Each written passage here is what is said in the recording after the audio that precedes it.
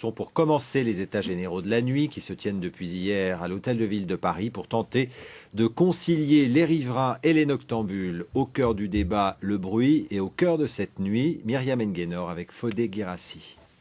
Moi je comprends les gens qui en ont marre des bars en dessous de chez eux, qui foutent le bordel. Mais comment on fait nous? Un fêtard parmi tant d'autres rencontrés au cœur de la capitale. On a une pression quotidienne qui nous donne le soir envie de nous éclater, tu vois. Faut qu'on se libère de cette pression, tu vois. La douceur exceptionnelle de cette nuit de novembre mêlée à l'interdiction de fumer à l'intérieur des bars et des restaurants. Résultat, beaucoup de monde sous les fenêtres de Claude Rue au Bercanf. J'aime bien, moi c'est vivant. Je pourrais pas vivre à la campagne si j'entends trop que les insectes. Au bout d'un moment, ça m'énerve.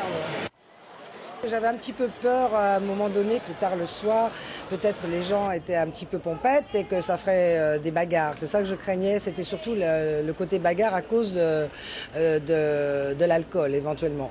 Mais ça peut arriver, mais c'est pas aussi pire que ça, quoi.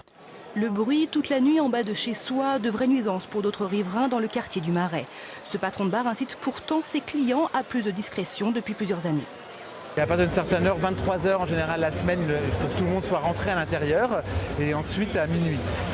Pour le week-end, le vendredi, samedi, les clients l'entendent en général très bien. Ils comprennent qu'à une certaine heure, ils aiment être dehors, qu'à une certaine heure, il faut que les riverains puissent dormir, donc il faut qu'ils soient à l'intérieur. Concilier fêtards et dormeurs, permettre par exemple une meilleure insonorisation des établissements de nuit. Les états généraux qui se tiennent ce week-end à l'Hôtel de Ville étaient très attendus.